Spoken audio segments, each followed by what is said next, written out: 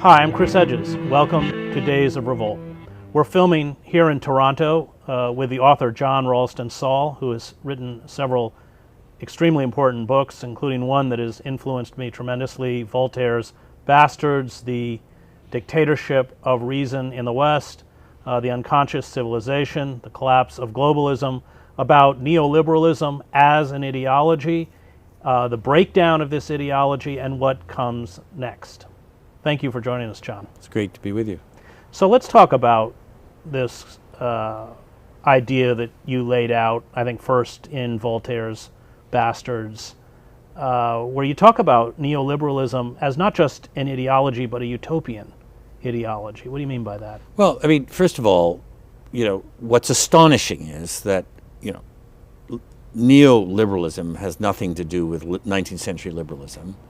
In other countries, it's the same thing is called neoconservatism, which has absolutely nothing to do with conservatism. Right. So in both cases, it's one of those, stealing, going behind the curtains and pretending you're something you're not in order to calm people down.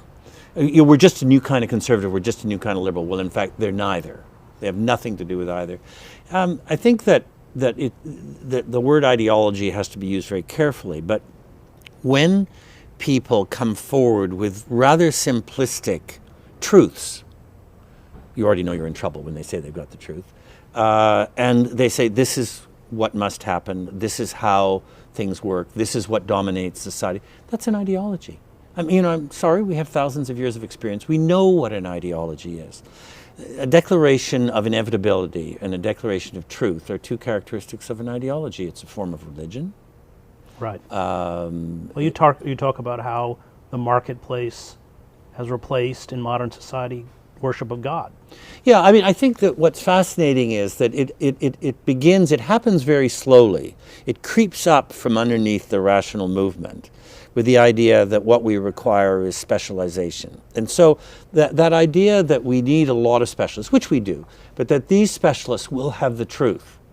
And once you have the field covered with the specialists, then all you need is a kind of heroic leadership to tell them what direction to go in a sense, of the Bonaparte version of life.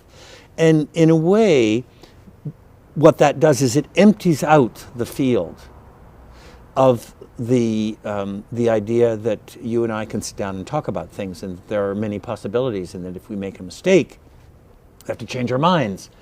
All of that kind of disappears. The idea of politics as a debate among people who disagree in order to find out what to do. In all of your books, you focus on language and how the technocrat essentially creates, or the specialist creates a system of language that is unintelligible to the outsider, to lock them out. And so essentially you end up with these silos where you now have millions, or let's say thousands and thousands and thousands of silos of impenetrable language controlled by small interest groups. Economists would be. Well, economists is the most classic example because economy is an area of speculative discussion.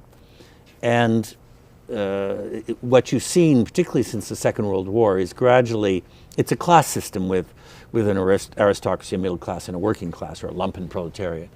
And the aristocracy were the economic historians, because they understood the shape of the debate, what had already been done, where might we go. And then you had the kind of, solid middle class, and those were the macroeconomists who could sort of do stuff, and then the microeconomists who were the slaves or whatever, who just get me some numbers. Right.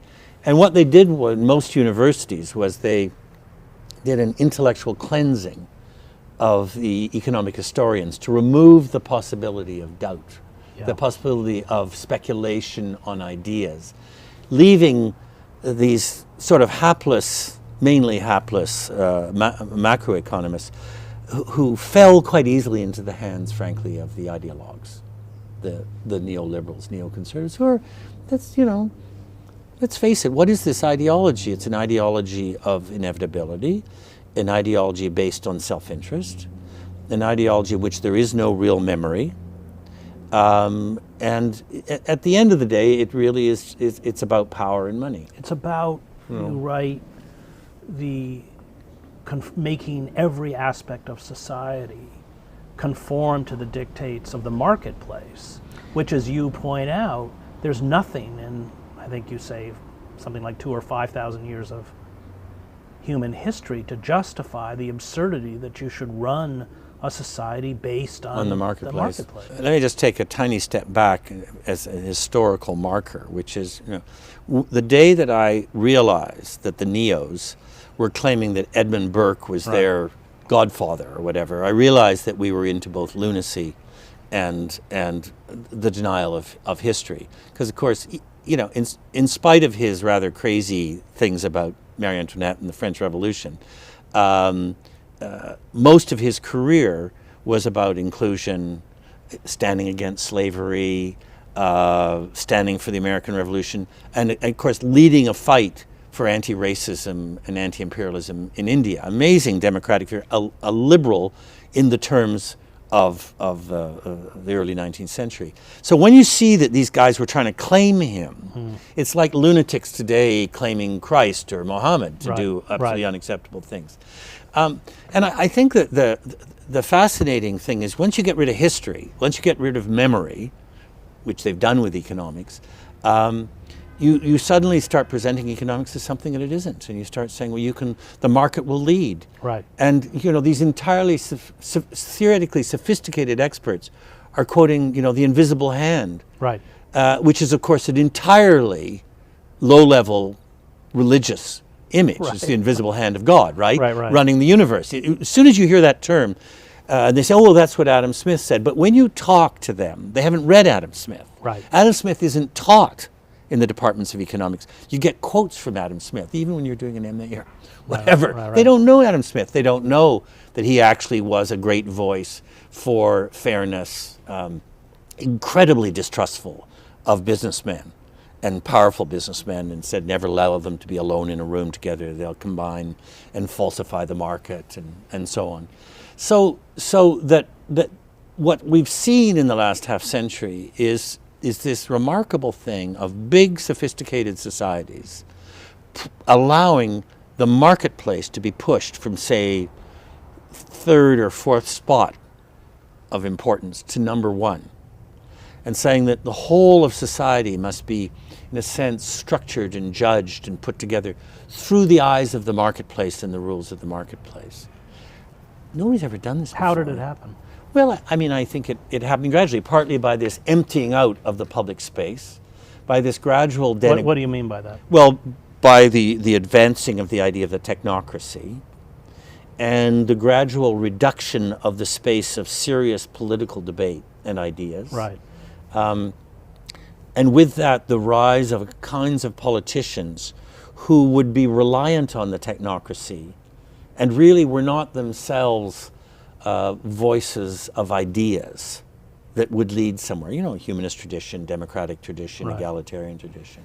And we can see this all sort of petering out, and you can like them or dislike them, but you can see when the real idea of debate of ideas and risk on policy starts to peter out with Johnson, and suddenly you're into either populists or technocrats. Well, you write in one of the books, I think it might be The Unconscious Civilization, that the inevitable consequence of this impoverishment of political and intellectual debate is the false populists, the Donald Trumps. Yeah, but Trump and they're Ford in Toronto. I mean, you go around the world. This was the mayor of Toronto, who smoked crack. Well, and it was crazy, if I may say. But these people become possible once the mainstream structure of inclusion has been destroyed.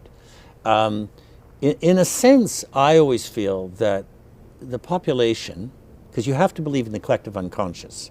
If you don't, you can't believe in democracy. That the population knows how difficult and slow it is to make things happen.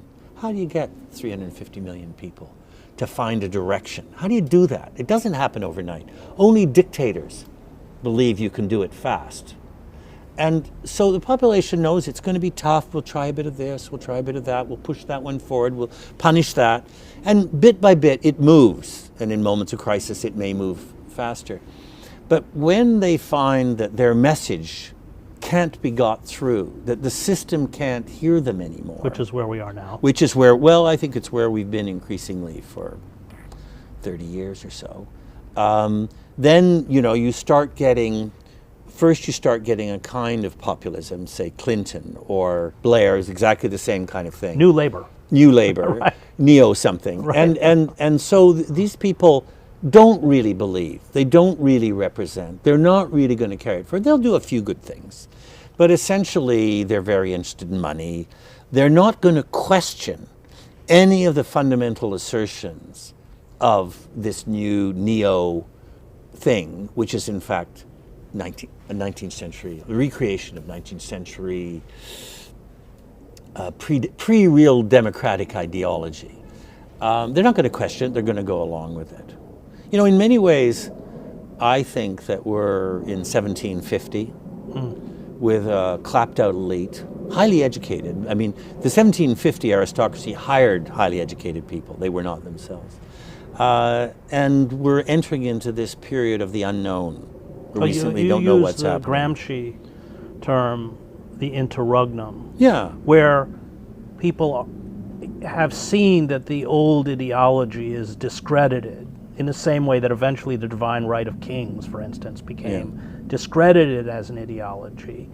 But they have yet to articulate or find the language by which they can, number one, explain their own reality and also articulate another vision. I think in '99, I gave a speech where I literally changed my mind that day, and I'd just seen the head of the National Bank of Australia, and I got up on national television in front of 1,000 people and said, I think globalism's finished, it's over, we're now into this vacuum or interregnum. Yeah, we have a limited period. This is your book, The Collapse of Globalism. And that eventually turned into The Collapse of Globalism. And we have a limited period of time, I think a maximum of 10 years, 5 to 10 years, to figure out where we want to go next.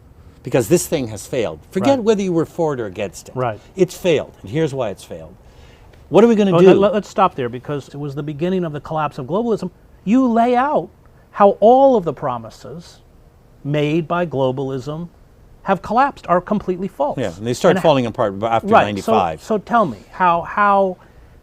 what globalism claims to produce and what in fact it has produced. Well, basically it's very important. You go back to the 70s, early 70s and the 80s, where it was laid out very clearly what globalism was and what it was going to do. So we need Thomas Friedman. We could just read his column. Yeah, we'd read Friedman and read all that stuff, and it's all there. And it's going to unleash growth. Right.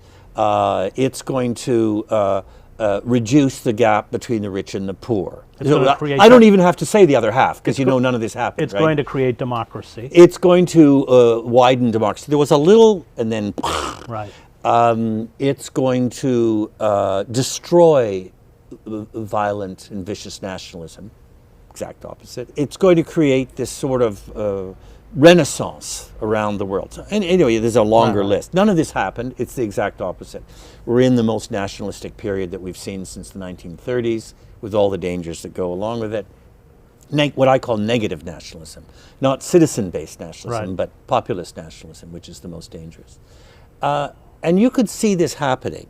And I started saying this in '99, and I kept saying it, and I kept saying what was being told to me by all the very senior state bankers, except for the Americans and the British, who weren't bright enough, or I think the Americans weren't bright enough and the British weren't honest enough to admit what was actually happening, the people at the top.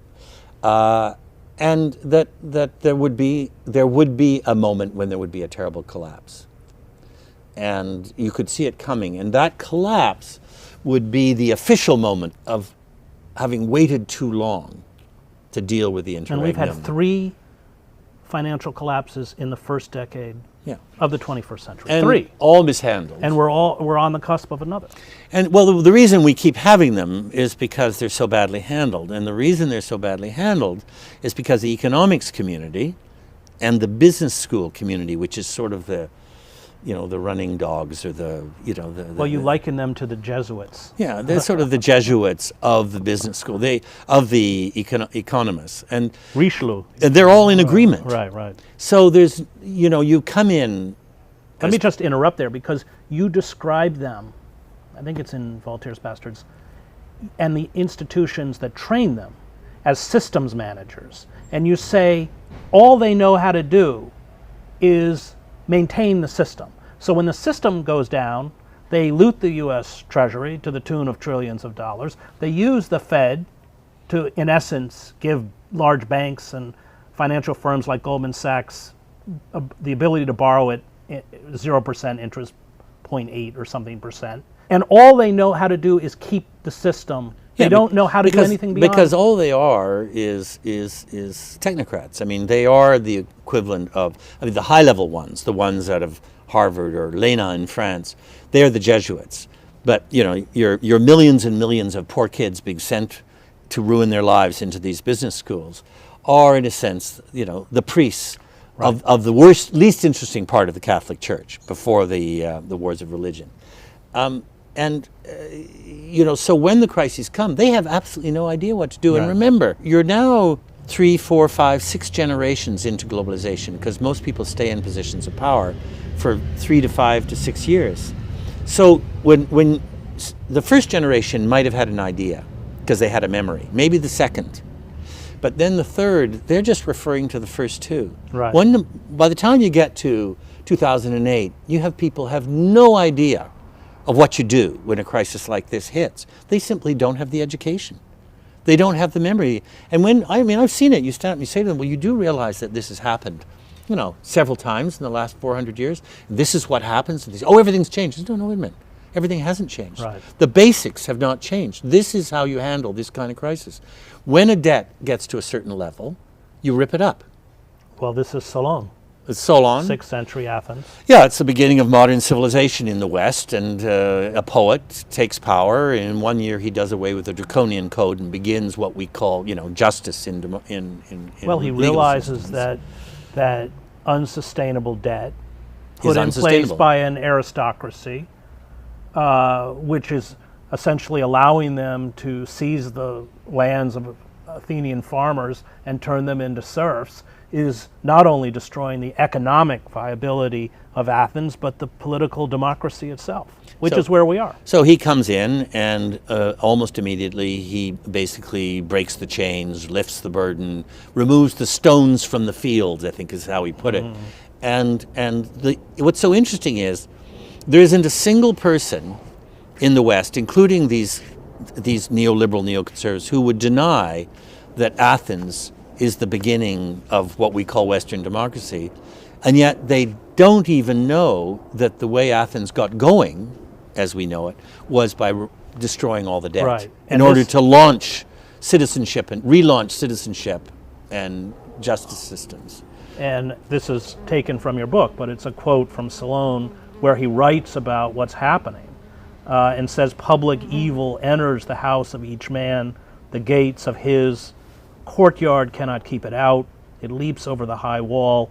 Let him flee to a corner of his bedchamber. It will certainly find him out. It's one of the advantages of having an educated head of government.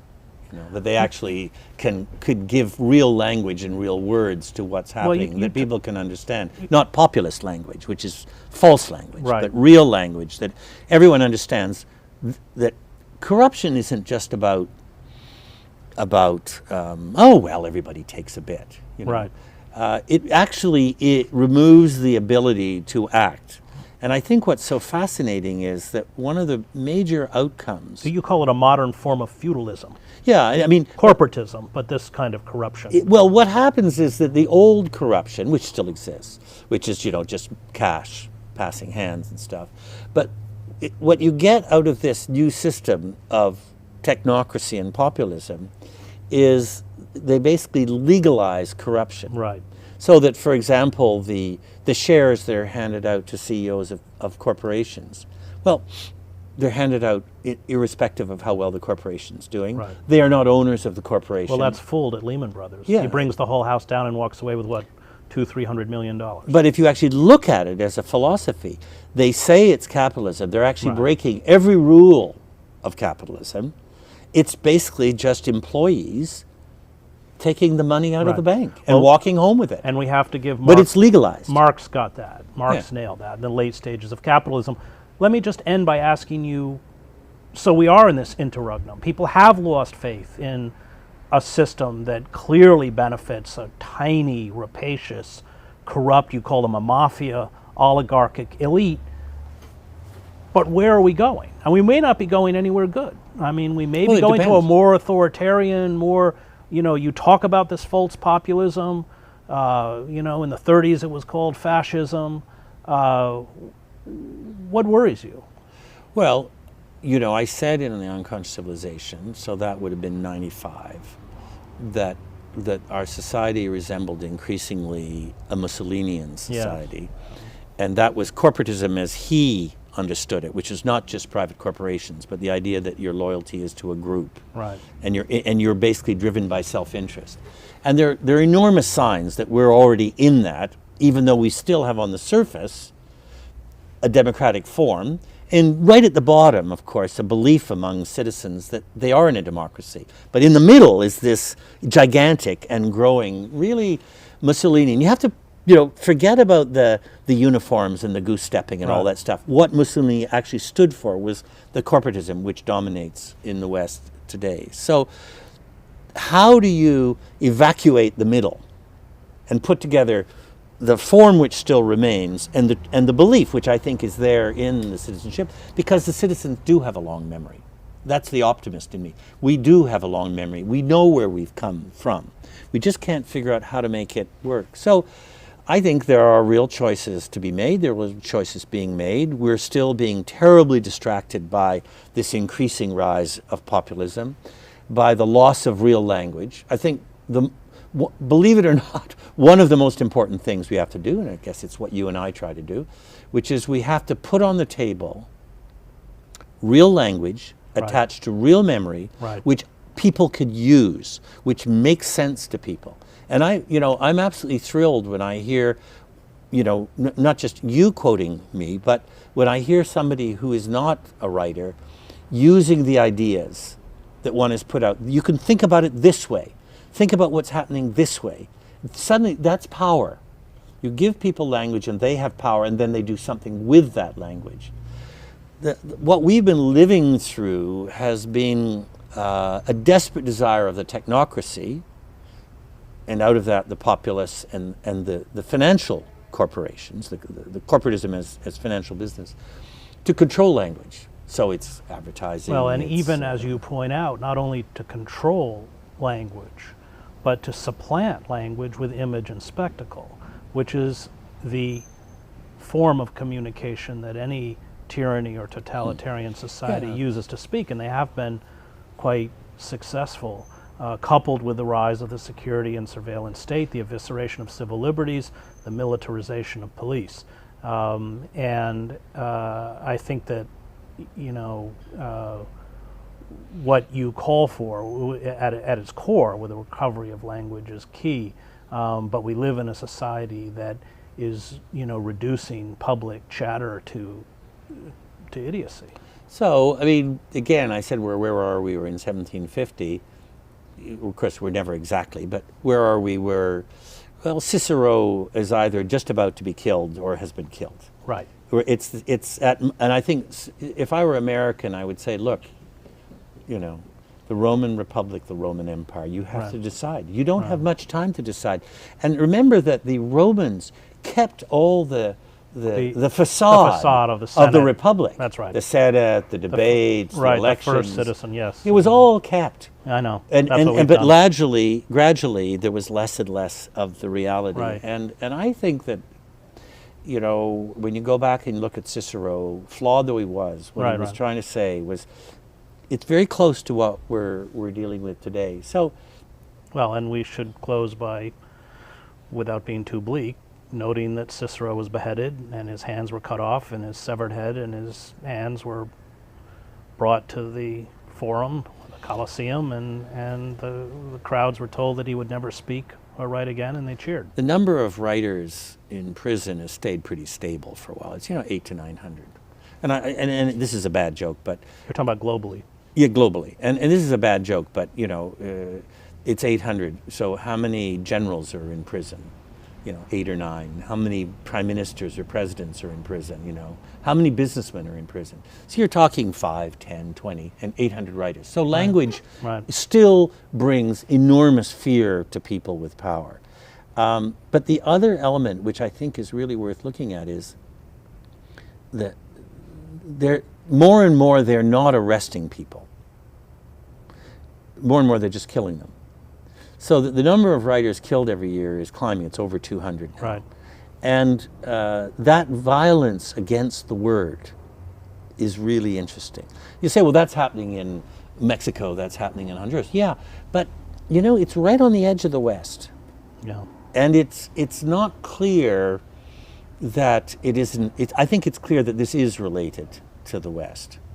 That it would be a tiny step to see increasing violence. And as you say, this is happening at the same time that freedom of expression is being compressed by Western governments. Right. So you're saying, it's the old pickpocket thing, right? The pickpocket makes you look over there so they can take the money from your pocket there. So they say, look at the terrorists. Right. Look at the terrorists. So the truth is, of the, say, 200 writers killed a year, about 175 of them are killed not by people involved in religion. They're killed by presidents, police, army, corporations, organized crime, and usually they're working together. So they're saying, look over there. In reality, it's fairly standard governmental systems. Most of those governments are working closely with Western governments, Mexico being a good example. And if you say, where has the most damage been done to freedom of expression in the world over the last 25 years? New damage, not continuation, new damage. It's been done in the United States, in Canada, in England, in France, because since 2001, the security forces, the people who work with them, or the people who are weak and will go along with them, have used this as an opportunity to drive fear into the population and use this as an excuse, frankly, to break the constitutions and bills of rights of most Western democracies. I think eventually some of that will be rolled back, and you can see little signs of it, but by the time that happens, so much damage will have been done. And the more that freedom of expression is constrained, the harder it is to get out of the situation that we're in terms of corporatism. Thank you, John. Thank you. And thank you for watching Days of Revolt.